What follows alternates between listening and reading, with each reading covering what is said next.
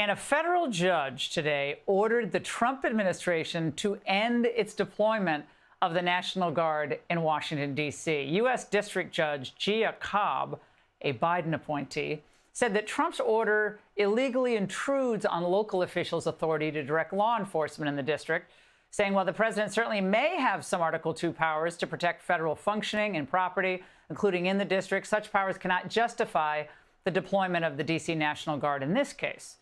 She's staying the effect of her order until December 11th while the issue is being appealed, or to give the administration time to pull the troops out. Here to weigh in, Jonathan Turley, Fox News contributor, George Washington University law prof. Professor Turley, so this judge cites the limits on the president's authority to exert total control of the Guard in the city, and also the city's right to, quote, self-governance, along with a few other things. Your reaction tonight? Well, the interesting thing about this case, Laura, is that this is actually the strongest card that the president has in his hand, because Washington, D.C. is a federal enclave. It is managed, technically, run by Congress. They gave those powers to the city council, but what you giveth, you can taketh away. But it remains a federal enclave. And so this is not the type of case where you have a complication with the governors refusing to give authority with the state National Guard. The president has enhanced authority in this jurisdiction. So he has 21 days to appeal here, and this is really his strongest suit. This judge gave very little deference to his decision that a deployment was necessary for the protection of this federal enclave. She also cites the fact that there were 1,000 members of the National Guard who were deployed into D.C. from other states. Do you understand why that would complicate this, the legality of this action by the president, or that justification for striking it down?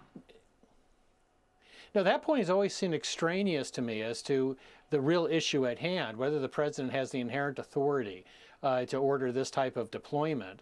There have been court of appeals that have set aside some of these injunctions. They're pending on appeal. One of these issues is going to the Supreme Court. We'll have a very good idea, I think, soon as these issues move up in the federal system.